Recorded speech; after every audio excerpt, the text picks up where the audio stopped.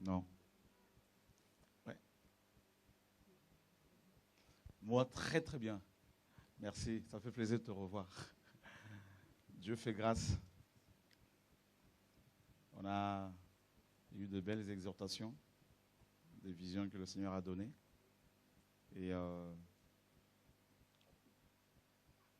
notre compréhension des Écritures change au jour le jour, au fur et à mesure que les jours passent. Gloire à Dieu. Quelqu'un d'autre? Non, ça va? Oui. On va te donner le micro, merci. Bonjour. J'avais une question par rapport à 2 Corinthiens, chapitre 13, verset 4. Ça dit, car il a été crucifié à cause de sa faiblesse, mais il vit par la puissance de Dieu. Nous aussi, nous sommes faibles en lui, mais nous vivrons avec lui par la puissance de Dieu pour agir envers vous. Je me demandais quelle était la faiblesse du Seigneur. Je me demandais si c'était nous. J'essayais de savoir en fait quel était le synonyme de la faiblesse en fait du Seigneur. Son humanité. Ouais. Il a dit dans Matthieu 27, la chair est faible, mais l'esprit est bien disposé. Donc, il a pris une chair de faiblesse, comme la parole le dit, une chair semblable aux nôtres. Donc, sa faiblesse, c'est cette chair, justement.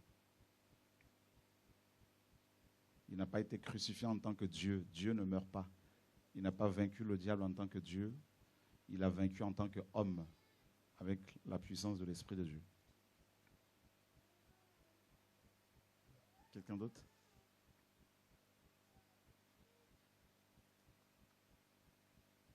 D'accord. Est-ce qu'on peut prendre Ésaïe chapitre 50?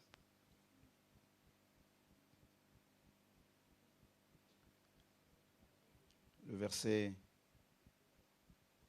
4 et 5. Ésaïe 50, 4 et 5.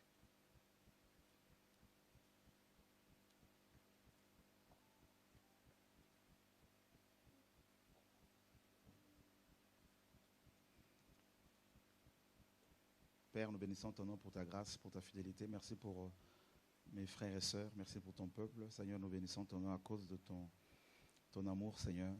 Merci pour toutes nos pensées, Seigneur, qui te sont soumises au nom de Yeshua, nous te prions. Amen. Le Seigneur, l'Éternel, m'a donné une langue exercée pour que je sache soutenir par la parole celui qui est abattu. Il éveille chaque matin, il éveille mon oreille pour que j'écoute comme écoute des disciples.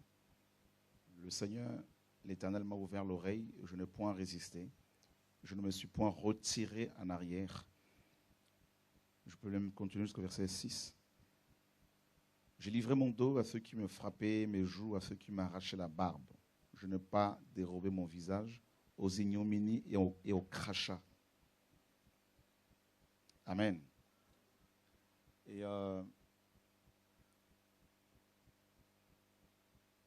tout au long des interventions des uns des autres, le Seigneur me mettait des pensées que je voudrais partager un peu rapidement avec vous pour nous exhorter, nous encourager.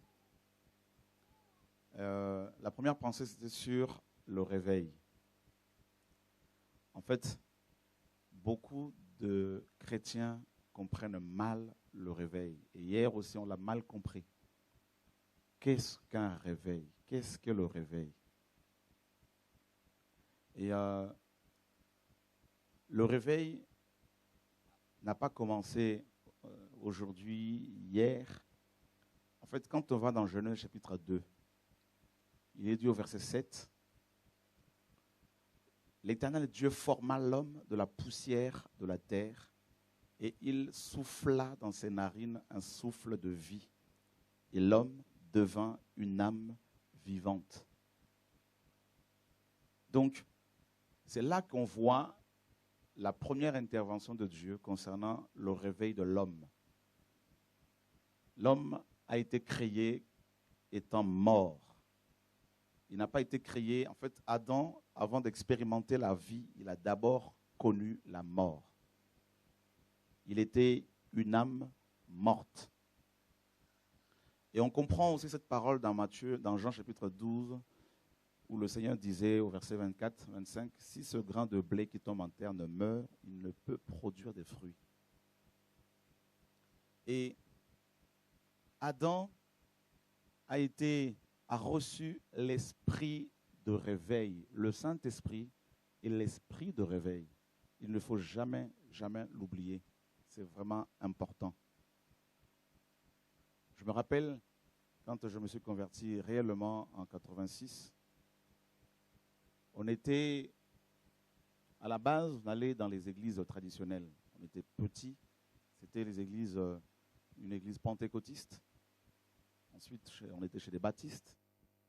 Et on servait Dieu, on voyait comment les réunions se déroulaient. Le pasteur qui était là, qui prêchait bien, cet homme. Il avait la connaissance, c'était un grand théologien que beaucoup de gens connaissaient. Il était respecté par beaucoup de pasteurs, d'autres pasteurs. Mais, bizarrement, dans cette église, il n'y avait pas l'esprit de réveil. C'était une église pentecôtiste pourtant. Donc une église qui était censée vivre le réveil dans le quotidien. Mais il n'y avait pas le réveil. J'entends par là des conversions, parfois sans qu'il y ait prédication.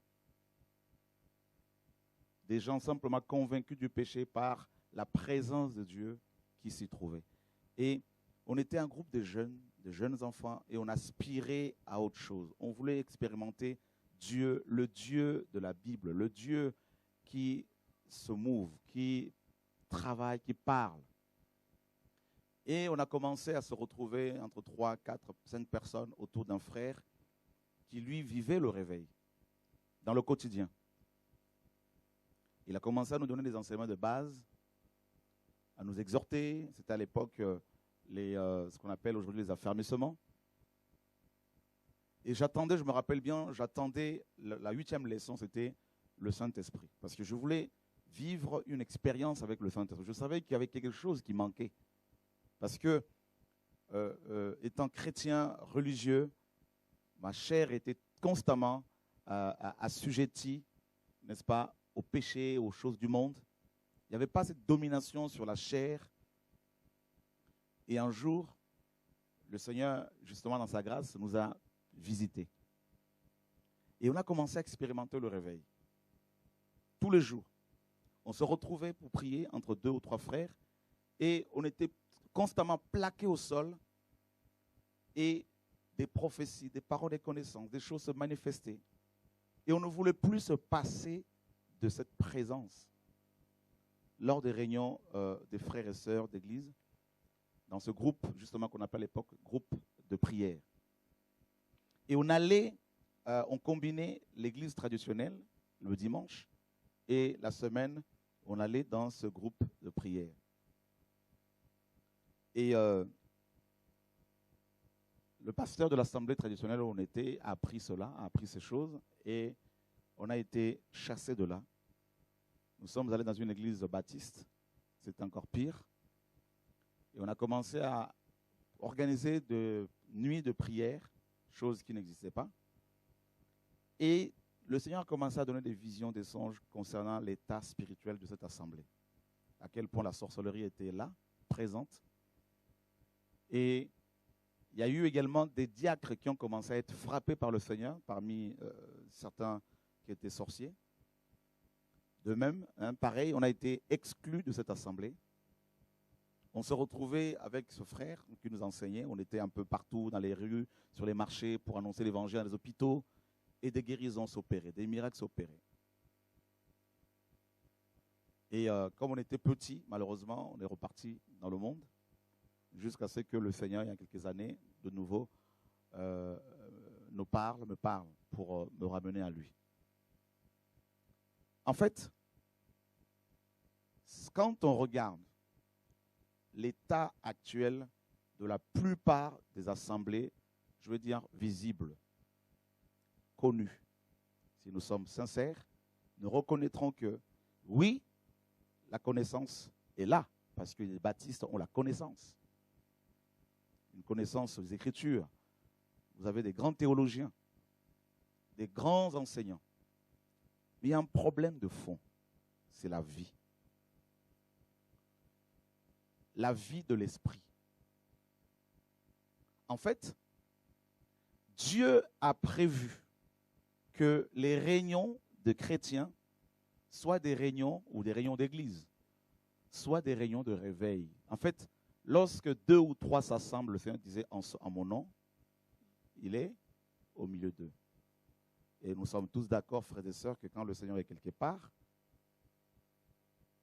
on ne force rien. Les choses coulent de source. On n'a même pas besoin de dire aux gens, levez-vous, nous allons chanter. Non! On n'a même pas de... Les choses... Il y a un automatisme. Les choses se font naturellement. Et je me rappelle, il y a 1998, j'étais dans une assemblée, toujours une église de réveil. Ce pasteur était un apôtre qui craignait Dieu, qui aimait Dieu. Mais quelque chose, je sentais qu'il y avait quelque chose qui... Vous voyez, l'esprit de réveil, l'esprit de Dieu. Et il y avait une forme de monotonie. Et il y avait comme une espèce de lassitude dans mon cœur. Je me disais, Seigneur, mais ce n'est pas ce que je sens qu'il faut autre chose. Et ce pasteur, bien qu'étant apôtre, connaissant l'évangile, j'ai eu à partager ces choses avec lui. Il n'a pas accepté de passer à autre chose.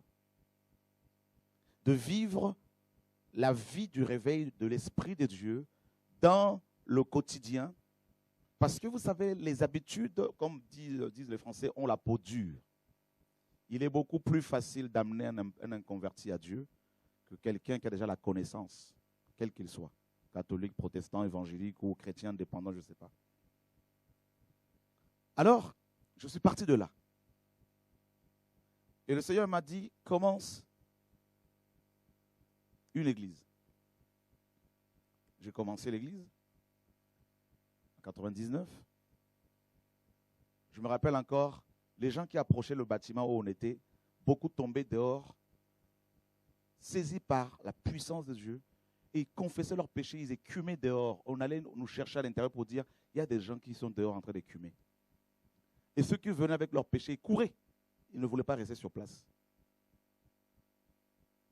Je me rappelle une fois, en plein enseignement, il y avait un démon que le Seigneur m'a montré. Je lui ai dit, tu sors au nom de Jésus-Christ. La baie vitrée, une baie vitrée qui était là, elle s'est détachée. Elle est tombée sur la dame qui était possédée. Et le démon est sorti. L'esprit de réveil. Mes amis, nous ne connaissons pas Dieu. Moi, le premier. Non. Je suis un homme insatisfait. Je n'ai même pas encore fait le dixième de ce que Dieu veut que je fasse. C'est-à-dire, je suis tout le temps insatisfait. J'ai envie de passer tout le temps à autre chose, de vivre Dieu autre. Comme je vous parle, j'ai hâte de passer encore à autre chose. Comme je dis souvent, frère d'Evry, il me reste 5 mois pour passer encore à autre chose. Je ne suis pas satisfait. Vous savez, je veux nous dire quelque chose encore par rapport à la vie de l'esprit, à l'esprit de réveil. Regardez quand Dieu a formé Adam.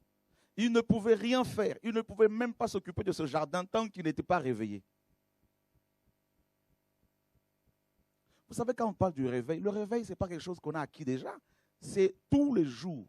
Il est dit dans Isaïe 50 ici, l'Éternel éveille mon oreille. Éveiller ici, en hébreu, signifie littéralement réveiller.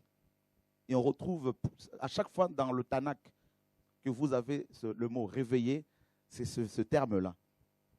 Se réveiller, ressusciter. Et ici, c'est Yeshua, c'est une prophétie relative à Christ dans Isaïe 50. Et il dit que le Seigneur réveille son oreille chaque matin. Alors pendant que j'étais là assis, Dieu me disait, tu sais qu'est-ce que ça signifie chaque matin? Pourquoi chaque matin? Il me parlait, il me disait, dans 2 Pierre, dans 2 Pierre chapitre 1er, Pierre dit, jusqu'à ce que l'étoile du matin se lève dans vos cœurs. Le soleil, Yeshua. Ça veut dire que, regardez quand il est à minuit, le sommeil en général devient profond. Imaginez, vous dormez en plein air. À minuit, il n'y a pas de soleil, vous dormez profondément. Mais dès que le soleil commence à se lever et que ses rayons commencent à frapper votre visage, que vous le vouliez ou pas, vous allez vous réveiller. Donc, Dieu me disait que celui sur qui mon soleil ne se lève plus, il meurt, quoique vivant, sur le plan physique. Donc, chaque jour, quand on se retrouve dans nos assemblées pour la prière, le soleil doit se lever. Il faut qu'il y ait autre chose, tout le temps, le réveil perpétuel, tout le temps. C'est pour cela que le Seigneur a prévu les réunions d'église. Les réunions d'église, d'ecclésia, ce sont des réunions de réveil normales. Paul dit par exemple, regardez dans 1 Corinthiens 14, lorsqu'un inconverti vient chez vous et que tout le monde se met à prophétiser, les secrets de son cœur sont dévoilés, il dira Dieu est là. Vous voyez, non? C'est tous les jours.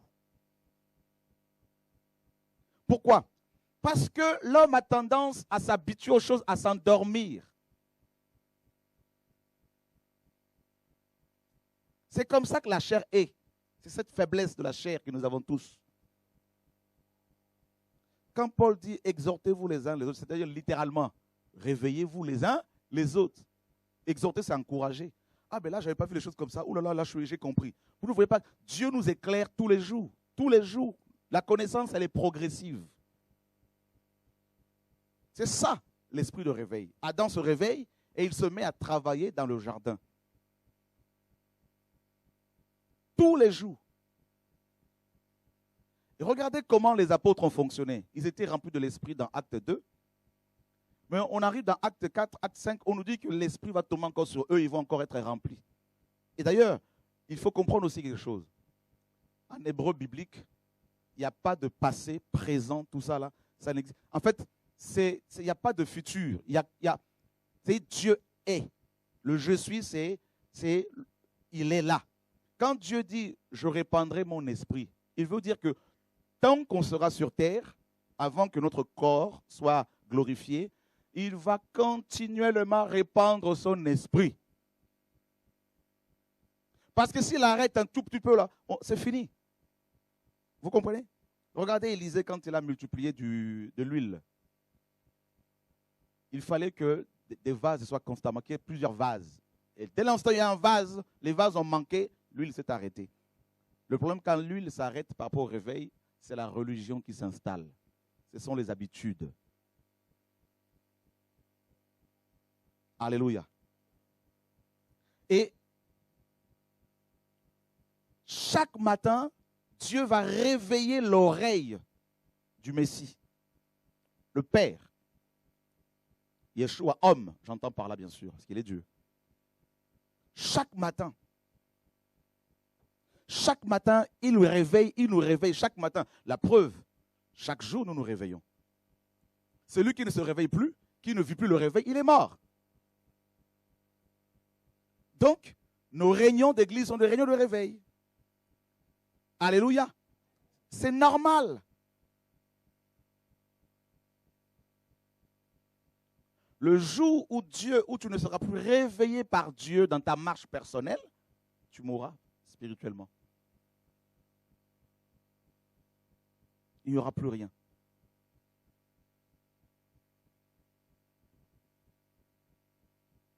Et l'oreille doit être exercée à l'esprit du réveil. Pourquoi? L'esprit de Dieu, le Saint-Esprit. Le Seigneur dit, quand il viendra, il vous conduira dans toute la vérité. Et regardez cette conduite-là, c'est la marche comme les Hébreux dans le désert, de l'Égypte à Canaan.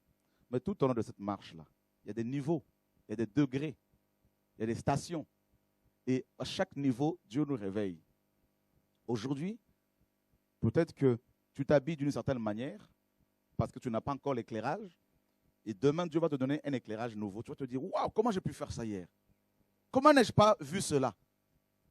À qui cela arrive-t-il? Voyez? Donc, c'est chaque matin. Est-ce que vous pensez que celui ou celle qui marche dans l'esprit de réveil, l'ennemi va rester les bras croisés? Mais non. L'ennemi va l'agresser. C'est tout à fait biblique. L'ennemi va l'attaquer. Je me rappelle quand on a quitté Évry, on arrive à Draveil. On est arrivé à Draveil. J'étais dans le bureau en train de m'apprêter, prier, et l'esprit me dit, sors dehors.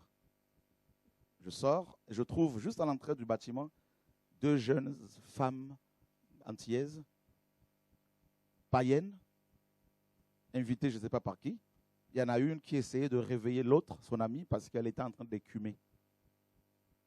Parce qu'elle s'était approchée simplement du bâtiment. Elle écumait, les démons se manifestaient. Wow. Et je sors, et elle était en train d'appeler les pompiers en même temps. Je lui dis non, laisse tomber, ce n'est pas la peine. Ce n'est pas une affaire des pompiers. Alléluia. Et on a chassé les démons au nom de Jésus-Christ. Et vous voyez, moi je ne sais pas. Si vous êtes satisfait de Dieu, moi je ne suis pas satisfait. Vous savez pourquoi les anges disent constamment Saint, Saint, Saint? À chaque fois qu'ils disent cela, Dieu se révèle encore.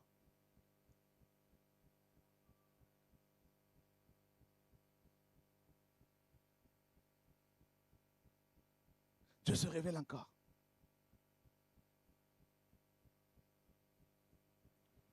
Ceux qui me disent, c'est quoi ton secret, frère? Je leur dis, je suis un insatisfait.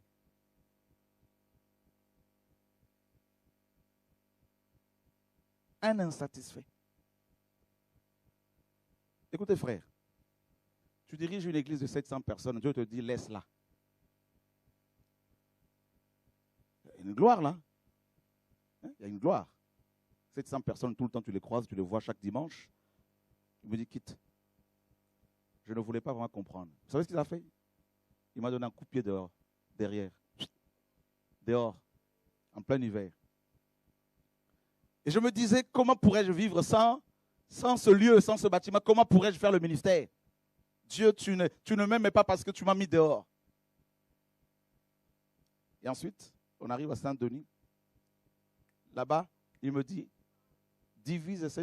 coupe cette assemblée en plusieurs morceaux. Et toi, retire-toi. Je dis, Seigneur, mais si j'ai plus de gens autour de moi, là, le ministère, je le fais comment? Je sors de là, je deviens l'apôtre des frères et sœurs. Tu vas dans le monde entier, voyager à gauche, à droite, tout ça là. Et à un moment donné, le Seigneur me dit, maintenant tu vas rassembler tout ce monde et leur donner officiellement l'autonomie. Toi, retire-toi complètement. Frère, tu vas dans le monde entier prêcher ici et là, tu as de 7 000 € en liquide, tout ça comme salaire pour une semaine de séminaire. Dieu dit, abandonne tout ça, arrête. Je veux t'amener encore à me rencontrer autrement. Et frère, il fallait obéir. En fait, je vous partage ça pour vous montrer que si vous restez à une station, le réveil, l'esprit du réveil va partir. Et quand on reste sur place, on met en place une organisation, on devient religieux. Je parle d'abord de votre vie personnelle, chez vous à la maison d'abord.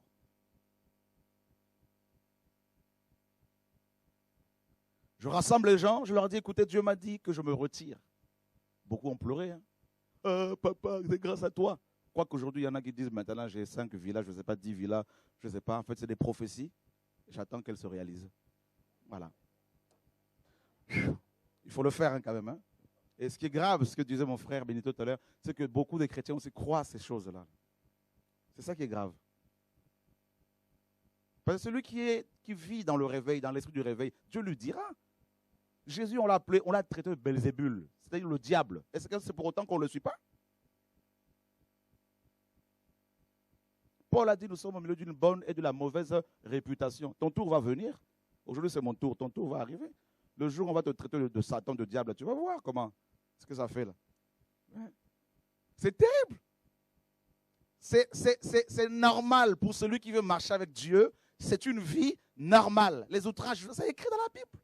Malheur à vous si tout le monde dit du bien de vous. C'est écrit, non? Mais voilà. Waouh! Une parenthèse, je me rappelle, j'étais en Côte d'Ivoire en 2006, quelqu'un m'appelle pour me dire, tu sais que dans tout Paris, ici, tout le monde dit que tu as engrossé une femme. Et celui qui m'a appelé, je me rappelle, c'est un pasteur qui aujourd'hui fait n'importe quoi, lui aussi parce qu'il avait cru. Je lui ai dit, ok, j'arrive, présentez-moi cet enfant. Parce que cet enfant apparemment me ressemblait, et sa mère qui est antillaise, son père est français, donc c'est-à-dire un petit métis. Et apparemment, mon épouse aurait demandé le divorce parce qu'elle aurait vu l'enfant. Donc il n'y a pas de problème, j'arrive. Alors j'arrive, je rentre de la Côte d'Ivoire, tout le monde me regardait avec tristesse, du genre, oh le pauvre, il est tombé, vraiment c'est terrible. Comment faire pour le consoler? Ouh Seigneur, c'est terrible. Hein? Les gens parlaient dans les salons de coiffure. Un pasteur a rencontré un frère, il lui dit, ouais, votre bishop là aussi est tombé comme tout le monde. Je ne suis pas un bishop. Il était content ce pasteur. Ah Seigneur, et qui c'est qui a raconté ces histoires-là? C'est une femme que j'ai eu à aider parce qu'elle voulait divorcer. Je lui ai dit, le divorce n'est pas dans la Bible, pas biblique. Elle est allée répandre cette rumeur-là, ce mensonge. Elle est revenue demander pardon publiquement. Je lui ai dit, je te pardonne. Donc, ça, depuis 2006, nous sommes en 2014. Donc, ça fait combien d'années? Ça fait au moins 8 ans. Donc, l'enfant là doit avoir 8 ans. Et j'attends toujours cet enfant. Alléluia. Je suis convaincu que bientôt, ils vont dire que je ne suis pas d'origine congolaise, mais d'origine suédoise, je crois. Tellement qu'ils ne savent plus quoi dire, honnêtement. Waouh. Soyez encouragés. Vous savez, votre tour aussi va arriver. Il faut se préparer, il faut s'y attendre. À chaque fois que je vois mon frère Benito, je lui dis, mais toi, ils n'ont pas encore commencé sur toi, là. C'est ça? Alléluia. La première fois que j'ai subi une grosse critique, c'était en 2000, je crois que c'était en 99. 2001. Non, 2000, ouais, en 2000. Et une sœur va raconter à tout le monde qu'elle m'a vu en vision, j'avais 2 cornes. Ah! J'ai commencé à pleurer, je dis, Seigneur, j'ai 2 cornes maintenant, c'est bizarre. Et Dieu me dit, tu es orgueilleux. Je dis, mais pourquoi? C'est moi qui souffre. Il dit, oui, parce que tu réagis comme un orgueilleux. Je dis, Seigneur, pardonne-moi. Et 10 ans après, la sœur reviendra, tu es vraiment un homme de Dieu. Je dis, bah, disons, entre-temps, les cornes se sont... Voilà. Alléluia. Le réveil. Dieu dit, rassemble tout le monde et donne-leur l'autonomie. Je leur ai dit, c'est fini, moi je me retire. Mais oui, mais comment on va faire? Je leur ai dit, comment vous faites? Avant qu'on se rencontre, vous faisiez comment? Avant qu'on se rencontre. Et je me retire et Dieu me dit, eh bien, commence des réunions à Évry. Vous voyez, il y a des étapes avec Dieu. De niveau, de palier. Et en fonction de ta fidélité, si tu es fidèle dans les petites choses, à chaque fois Dieu t'amène plus loin. C'est comme ça qu'il fonctionne. Alléluia. Mais si tu perds le réveil, tu laisses l'esprit de Dieu, l'esprit de feu, l'esprit de réveil, eh bien, qu'est-ce qui va se passer? Tu vas te concocter un petit système là, et puis après c'est fini. Et là, je commence les réunions. Timidement, petit à petit, et le Seigneur commence à toucher. Ça fait 2 ans et 3 mois là, aujourd'hui. 2 mois et 4 mois. 2 ans et 4 mois. Donc, qu'est-ce qui se passe? Par la grâce de Dieu, en 2 ans, il y a eu plus de 1000 baptêmes.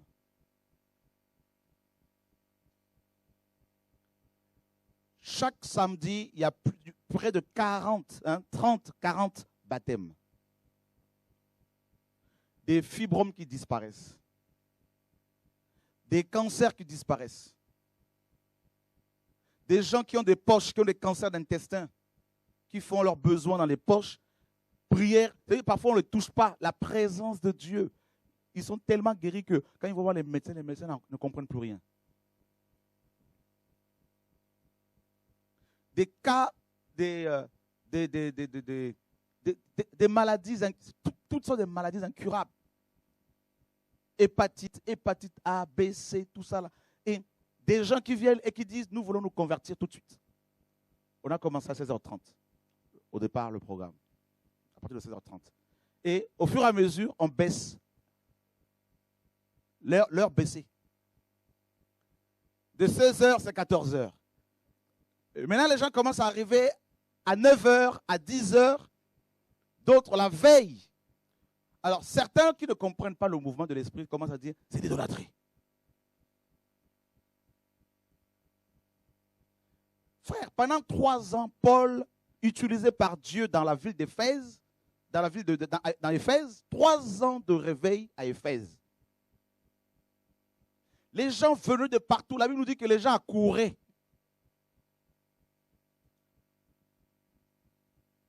Des conversions, des guérisons, de repentance. Je me rappelle encore, il y en a qui disaient, qui disaient, il faut que tu arrêtes là, il faut que tu arrêtes là. Parce que là, je leur dis, en fait, celui qui n'a pas une intimité avec Dieu, il va faire les choses en fonction de ce que les gens disent. Vous savez, Nathan était prophète. Il part voir David, il lui dit, Dieu avec toi, tu peux bâtir le temple. Mais ce n'était pas la volonté de Dieu, pourtant Nathan était prophète. Vous savez pourquoi beaucoup échouent? Parce qu'au lieu d'écouter d'abord Dieu, dans ce qu'ils font pour Dieu, ils ont peur de ce que les uns et les autres vont dire. Et ils s'arrêtent et l'esprit de réveil se retire.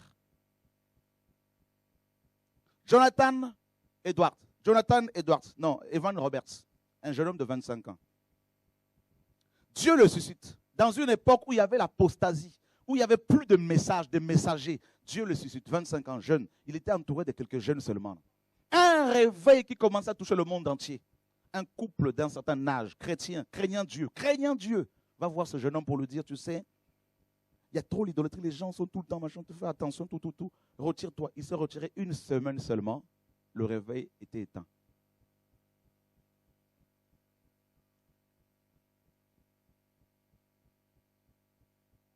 Je veux nous dire ceci.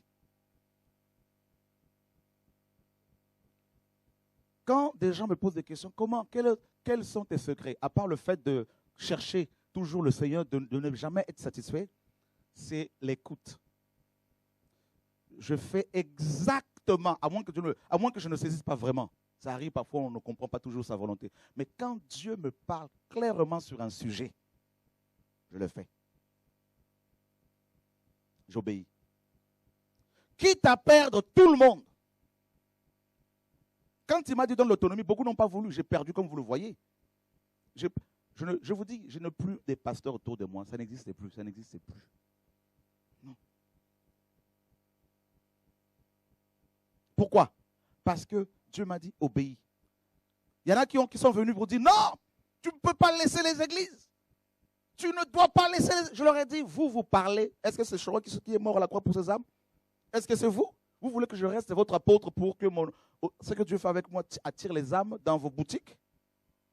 Et derrière, vous volez, vous couchez avec des femmes? Non! L'obéissance à ce que l'Esprit de Dieu te dit produira le feu dans ta vie, dans le quotidien. Mais s'il n'y a plus le feu, c'est qu'il n'y a plus l'obéissance. Mais tu gardes la connaissance.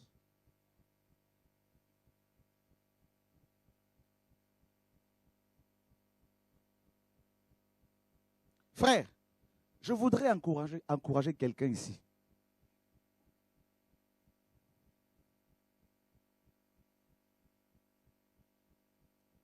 Et maintenant, le Seigneur me met à cœur, me dit clairement, d'ici la fin de l'année, tu arrêtes, tu passes encore à autre chose. Je dis, waouh, là c'est beau. Mais j'aurais écoutez bien, j'aurais écouté les gens quand ils m'en parlaient avant novembre, parce que déjà, à partir d'octobre, juillet dernier, les gens commençaient à dire, non, il faut, pas de cette année, l'année dernière, il faut arrêter, il faut passer à autre chose, les gens sont machin, tout ça, il y a beaucoup de... Imaginez si j'avais dit oui à ces gens. Vous pensez que Dieu m'aurait dit de faire la révision de la Bible? Non. Voyez comment on peut passer à côté de sa mission parce que ton oreille n'est pas réveillée chaque matin par l'esprit de réveil pour écouter chaque jour sa volonté. Qu'est-ce que Dieu veut pour toi? Et c'est valable pour tout le monde, même par rapport au mariage, par rapport au choix de vos conjoints, vos conjointes. Il faut que ton oreille soit réveillée, faire exactement ce que Dieu dit. Même si tout le monde dit que cette femme n'est pas la tienne, mais si Dieu dit c'est elle, il faut rester en prière. Parce que si tu épouses quelqu'un d'autre, ça serait une carie pour toi, pour ton ministère, pour ta vie chrétienne.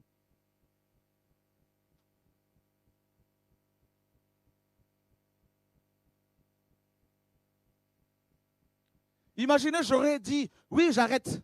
pour vous suivre, parce que j'ai peur effectivement d'aller en enfer, parce que je ne comprends plus, les gens débarquent n'importe comment.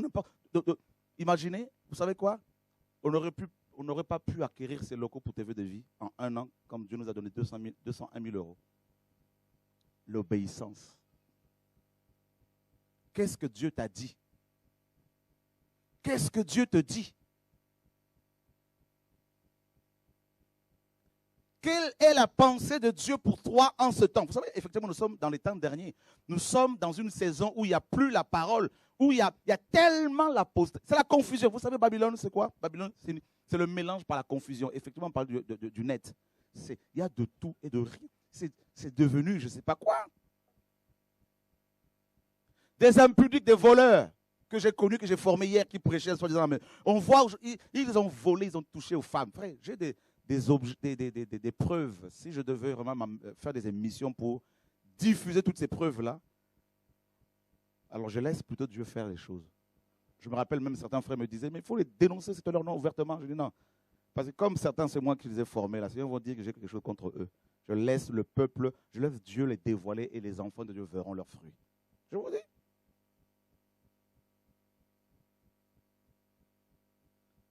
C'est terrible, l'heure est grave, l'heure est grave. Dieu dit à Déborah dans Juge 5:12, réveille-toi Déborah, réveille-toi Déborah. C'est un cantique, le cantique de Déborah. Réveille-toi. Vous savez pourquoi? Parce que c'était une époque où les chefs, les gens étaient complètement dormis. C'était la mort, chacun s'occupait de ses affaires. Et c'est exactement ce qui se passe actuellement. Chaque pasteur pratiquement s'occupe de ses affaires. C'est les entreprises, tout ça, la gauche à droite, tout ça. Comment faire pour avoir l'argent, comment faire pour avoir des connexions à gauche à droite. C'est ça que les gens veulent. Il faut le réveil. Vous savez, vous savez, j'ai eu une vision cette semaine-là. Je dormais, j'ai vu plusieurs horloges. Il y en a une qui m'a attiré. Je me suis approché d'elle et j'ai vu qu'il était minuit moins 5. Et ensuite, minuit moins 3. Et j'ai vu des anges descendre du ciel, c'était ce lundi, et j'ai vu le Seigneur par la suite descendre, c'était le retour du Maître. Et quand je me suis réveillé, le Seigneur m'a dit, il est minuit moins 3. Et vous savez pourquoi minuit? Dieu me dit, il faut en parler de plus en plus, parce que justement, selon Matthieu 25, Yeshua va revenir à minuit.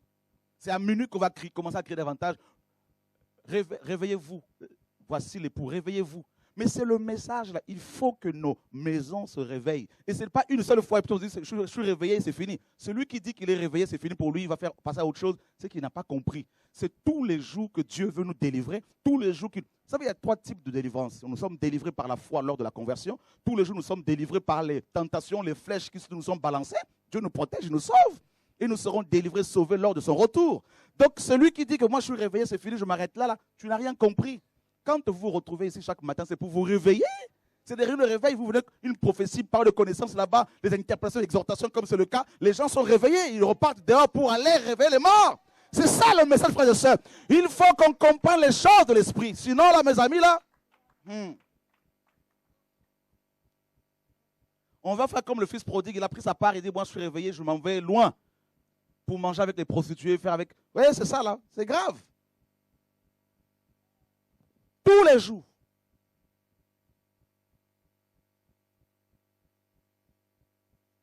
Oh Dieu!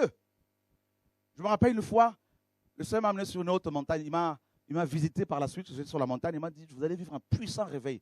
Frère, regardez à chaque fois que l'esprit de réveil était éteint, comme les 7 lampes étaient éteintes en Israël, dans Chronique. À chaque fois qu'il y a eu, n'est-ce pas, à chaque fois que la lumière était éteinte, regardez l'apostasie. Où sont les messagers? Il y en a très peu aujourd'hui. Où sont-ils? Où sont-ils? Hier, une femme est venue à la prière. Elle m'amène sa fille de 17 ans.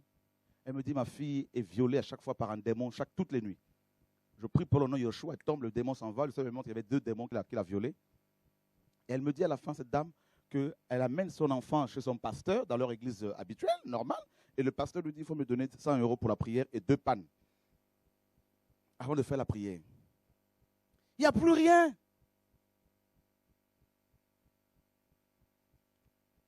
Il n'y a plus rien. Les pasteurs, ils ne sont pas exemplaires. Le programme commence à 10h, ils arrivent à 11h. Vous continuez à prier là-dedans, là, vous pensez qu'il est de Dieu? Mais ce n'est pas de Dieu. C'est un religieux. Il a la connaissance, il parle bien, mais il n'y a pas l'esprit du réveil. Parce que celui qui a l'Esprit de Dieu te réveille, il t'amène à la connaissance.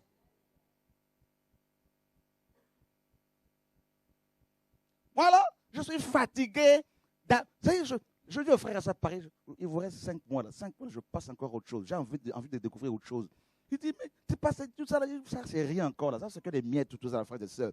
Moi, là, ce que Dieu m'a montré, ce que Dieu me montre, les frères et sœurs, quand on voit les hommes de réveil comme Paul, frères et sœurs, Paul arrive dans une ville, toute la ville a été secouée, frères et sœurs. Il nous faut de tels messagers, il nous faut des gens, des femmes de feu, des hommes qui en ont assez, qui veulent goûter autre chose, vivre autre chose, frères et sœurs.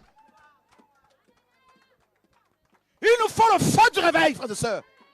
Chalala. Cette génération a besoin de révolutionnaires, frères et sœurs. Tu vois, des gens qui ne sont pas satisfaits, qui sont prêts à tout abandonner, à tout laisser. Tout ce qu'ils ont construit pendant 20 ans, ils disent aux gens, j'arrête. Je veux découvrir encore Dieu autrement.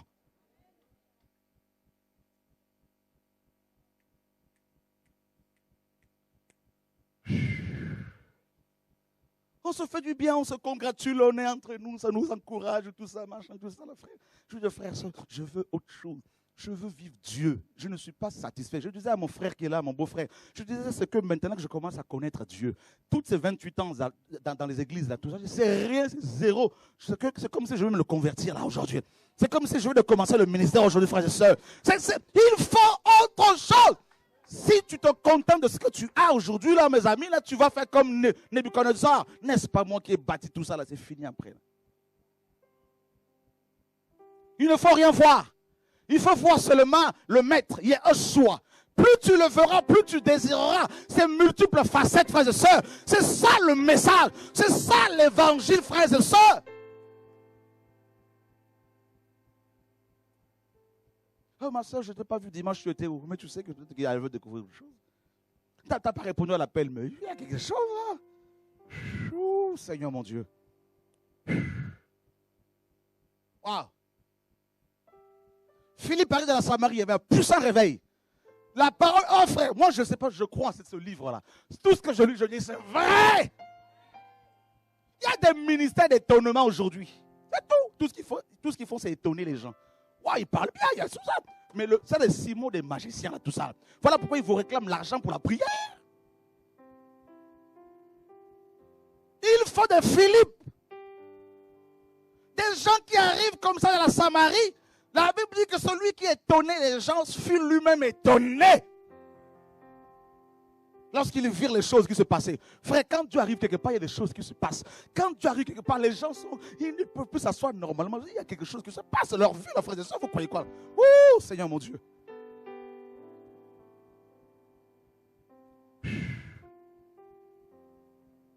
Mais regardez, après le réveil, Philippe était assis.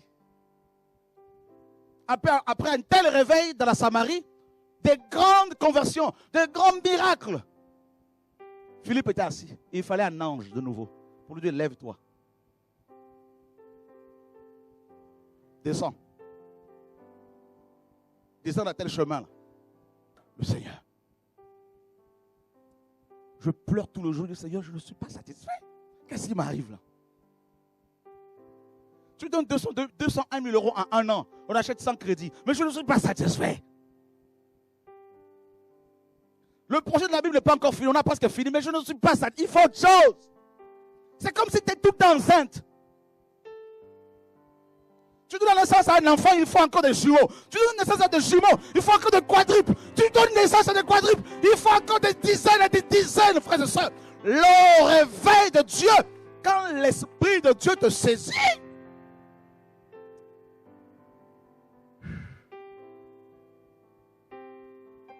oh Seigneur,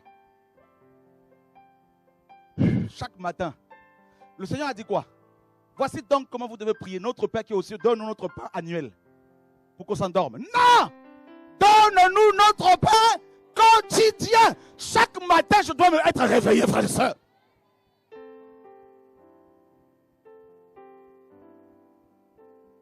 On criait, voici l'époux. Toutes, c'était réveillé, toutes, frères et sœurs. Mais il y a une différence. 2 réveils. Un de l'apostasie et un autre. Il a dit quoi? Les 2 semences, il faut les laisser croître ensemble. lorsque le blé a cru, et l'ivraie aussi. Oui, c'est les deux réveils qui vont se côtoyer. D'un côté, les gens vont te critiquer de plus en plus, mais de l'autre, Dieu va démontrer sa puissance, frères et sœurs. Alléluia. Oh, mais c'est magnifique, frères et sœurs. Plus on t'attaque, plus Dieu s'excite en toi. Plus on te combat, plus Dieu se manifeste, frères et sœurs. Plus les armes sont braquées sur toi, plus Dieu te donne l'armure du combattant. Oh! Mais vous savez, je vais vous dire une chose. S'il n'y a pas la guerre, là, on va s'ennuyer.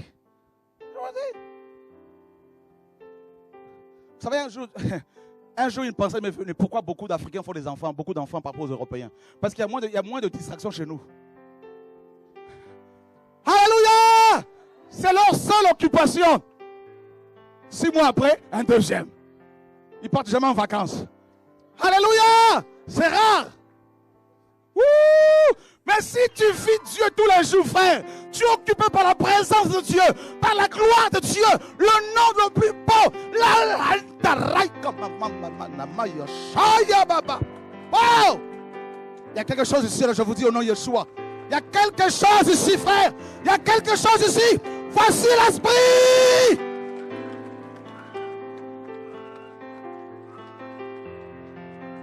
Il y a quelque chose ici. La nuée de Dieu. Le feu du réveil.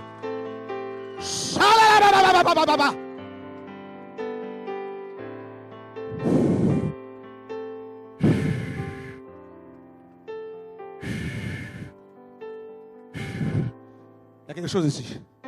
Écoute. Avant que David ne reçoive l'onction, les Philistins ne s'étaient pas levés contre lui. Si les Philistins se lèvent contre toi, ça veut dire que l'onction agit. L'esprit du réveil commence à agir. On ne peut attaquer que celui que Dieu a oint. On ne peut attaquer que celui que Dieu a appelé. On ne peut attaquer que celui que Dieu, alléluia, a suscité. Voici l'esprit.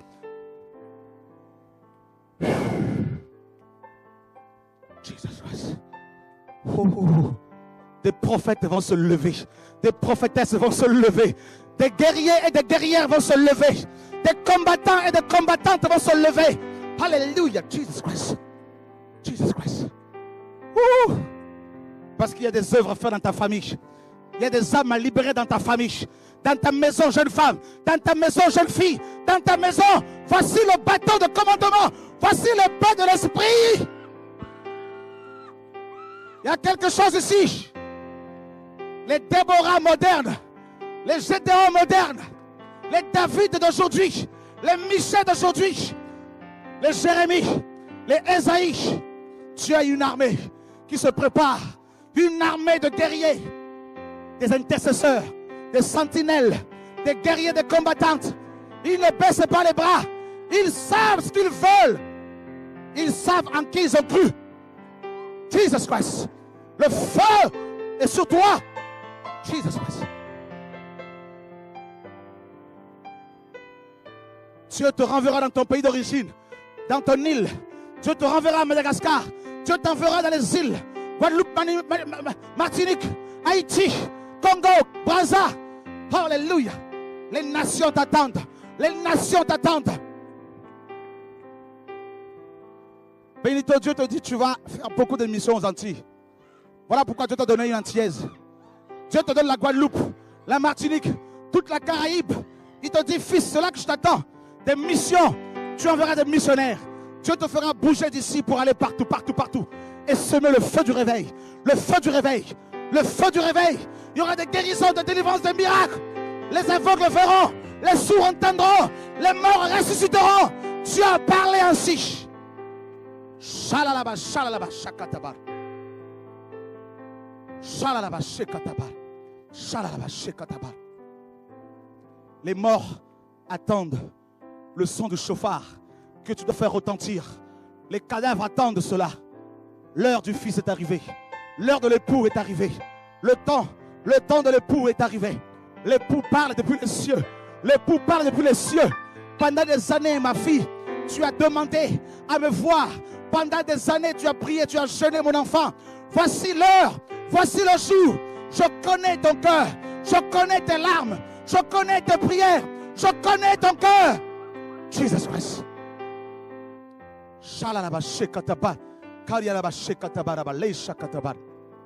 Tes épreuves, c'est moi qui te les permets. Je suis en train de te guiser, de te préparer, de t'émonder pour que ma gloire éclate. Jesus Christ. Voici la présence de Dieu sur toi. Voici la présence de Dieu sur toi. Tu as pleuré pour ta famille. Dieu va la convertir. Dieu va la convertir. Dieu va toucher ta famille. Voici le feu. Voici l'onction du réveil.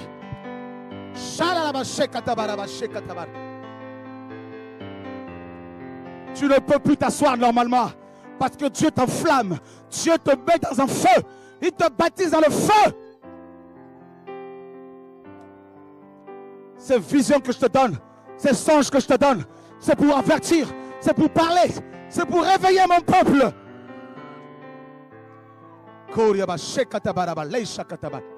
Oh Dieu d'Israël, oh Dieu d'Israël, Dieu des armées. Dieu dit ces rencontres sont des rencontres d'entraînement pour mes soldats et mes soldates. C'est comme ça que je vous entraîne. Il vous rassemble, il vous guérit, il nous restaure afin d'aller affronter le monde. Les impies. Les impies. Tu verras la conversion de ta famille, de tes sœurs. Toi qui as pleuré, ma fille, je toucherai tes sœurs. Je toucherai même ton père que tu ne vois pas. Je le toucherai. Je le changerai. Car j'ai exaucé ta prière. J'entends tes prières. Je te connais mieux que tu le penses. Je te connais mieux que tu le crois.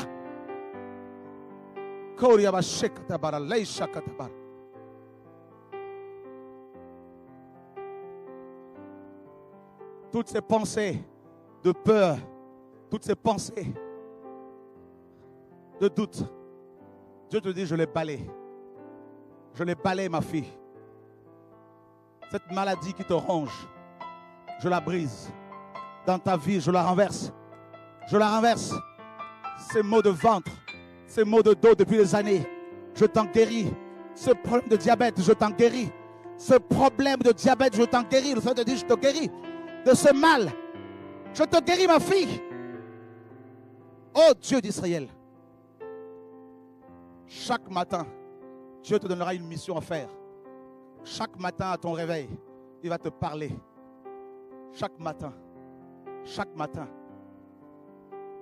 Vous savez, les trompettes étaient sonnées. Ceux qui faisaient retentir le chauffard, c'était les sacrificateurs et les anges, les messagers. Et Dieu te prépare pour être son messager, sa messagère. Voilà pourquoi tu subis toutes ces attaques. Il te prépare. Il te prépare, jeune homme. Il te prépare. Cette cruche d'eau, tu l'as. Tu l'as. Tu voudrais te cacher, mais tu ne pourras pas te cacher. Parce que Dieu enverra des gens pour te parler, pour recevoir de toi. Les gens ont soif. Ils ont soif. Ils ont soif.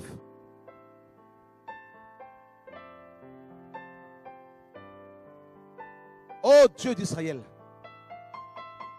Magnifique est ton nom, Seigneur. Magnifique est ton nom, Papa. Gloire à ton nom, Père.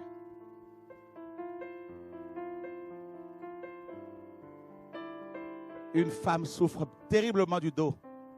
Que Dieu guérit. Que Dieu guérit. Au nom de Yeshua.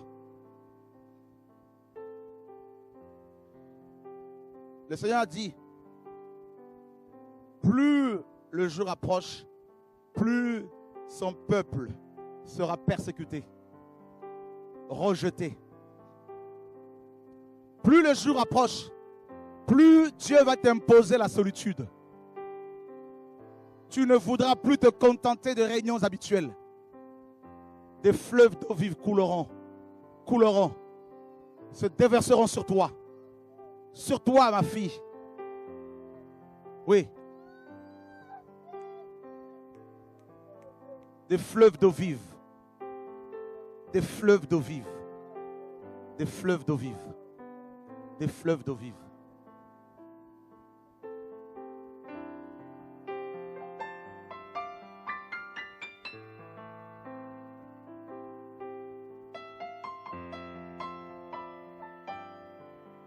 Élie était seul, mais quelle autorité. Michée était seul, Mais quelle autorité? Ésaïe était seul. Mais quelle autorité sur sa vie? Dieu t'impose la solitude. Tu ne le veux pas. Mais à chaque fois, les gens te créent des problèmes. C'est Dieu qui t'impose cela. Il le sait. Il t'impose cela. Dans ta ville, tu seras seul.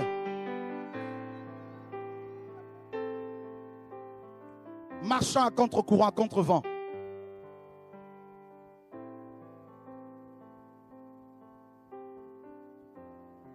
C'est Dieu qui le fait. Tu peux être avec 1000 personnes, pourtant tu te sens seul. Tu ne comprends pas pourquoi. C'est le temps de la solitude. Dieu te l'impose. Je parle à quelqu'un ici. Au nom de Yeshua.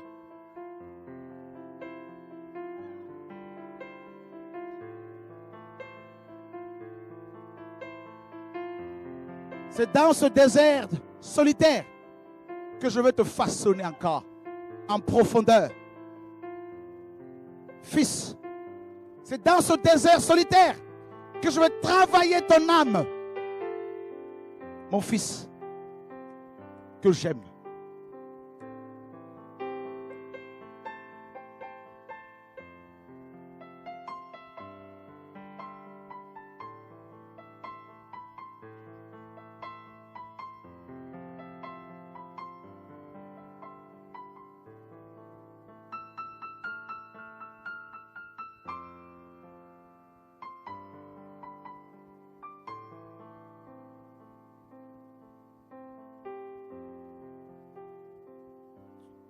Tu ne vas même plus gérer tes pensées, tes émotions, tellement que Dieu va te saisir. Tu ne pourras même plus résister.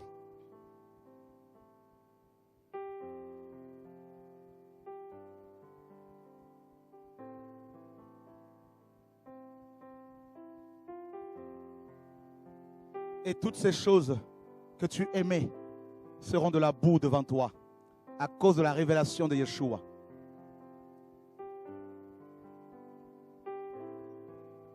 Et quand les vierges s'étaient réveillées, elles se sont rendues compte qu'il fallait alimenter leurs lampes avec de l'huile. Elles ont préparé leurs lampes. C'est la restauration, le retour à la parole pure, à la parole véritable. C'est à cela que Dieu nous appelle. Le Seigneur parle à une personne ici, ton médecin t'a condamné. Le Seigneur te sort de la condamnation. Je parle à une femme ici. Ton médecin t'a condamné, ma fille. Je te sors de là. Dieu te dit, tu vas repartir voir le même médecin. Le même.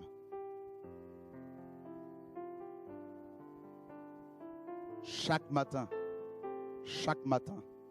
il t'appelle. Chaque matin, il t'appelle. Chaque matin, il t'appelle le maître. Chaque matin. Chaque matin. Pour vous encourager, frère, ne laissez personne vous minimiser. Ni Satan, ni les démons, ni les hommes. Personne. Personne. Demandez constamment, régulièrement au Seigneur ce qu'il attend de vous. Seigneur, qu'est-ce que tu attends de moi? Et s'il ne vous le dit pas tout de suite, continuez à prier dans ce sens. Il vous le dira. Amen. Père, qu'est-ce que tu attends de moi? Avant de finir, je voudrais vraiment que vous compreniez de la part du Seigneur que notre Père, Yeshua, le Messie, notre Dieu, le Père de notre Seigneur Jésus-Christ, est le Dieu des saisons. D'accord? Il faut le comprendre. Si cette saison, la saison dans laquelle tu es fini, il faut passer à autre chose. Sinon, c'est la mort. Et parfois, ce qui nous tue, c'est les sentiments. On est lié, attaché aux uns aux autres sentimentalement. Alors qu'on sent qu'il y a autre chose qui brûle. Autre chose. Un feu.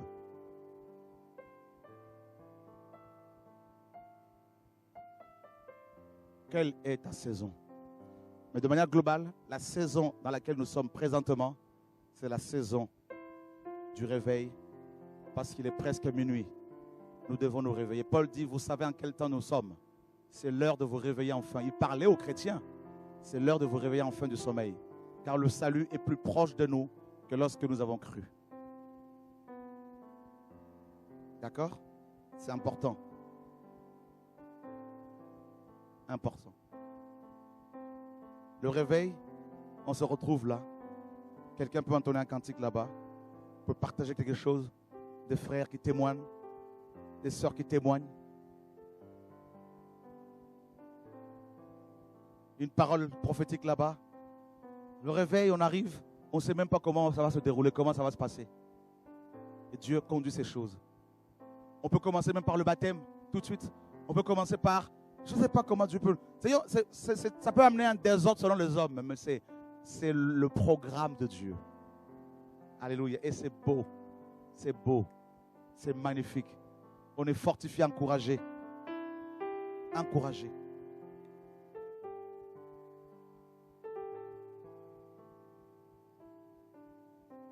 Je veux rapidement vous raconter cette vision que j'ai eue encore il y a 2 ans et demi, qui confirme vraiment que le maître n'est plus loin. Quand cet ange m'a amené dans le Saint de Saints au ciel,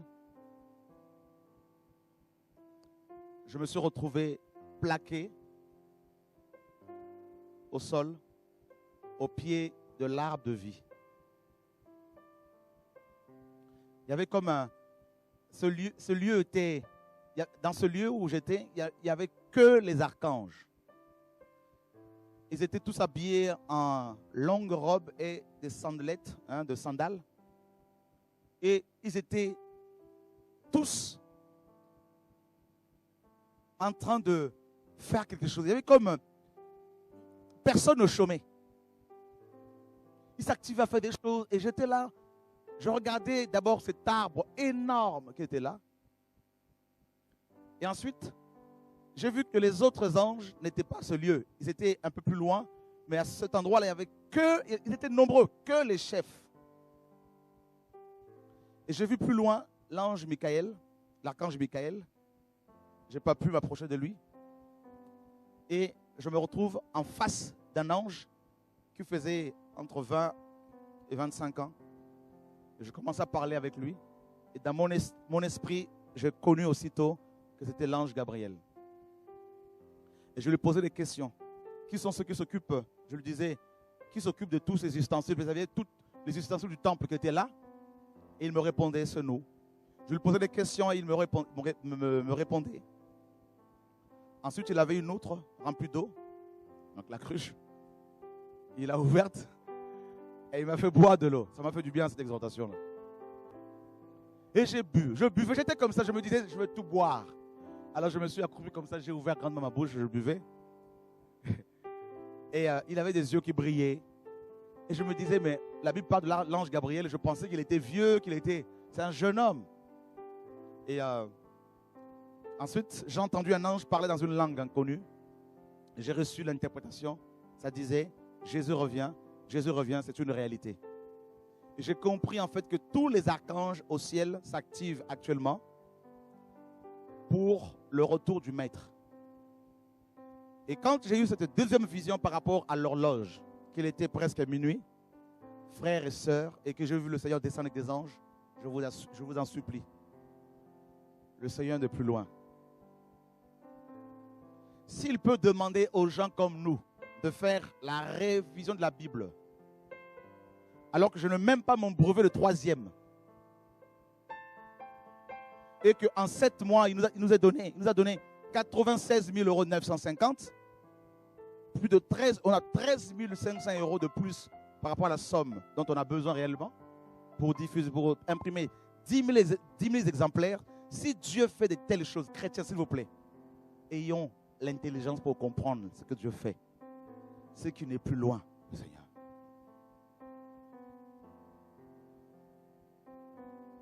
Et en travaillant cette révision, on découvre des choses, mais des choses, on se dit, Seigneur, mais tout ça a été comme caché. Mais comment cela est-il possible?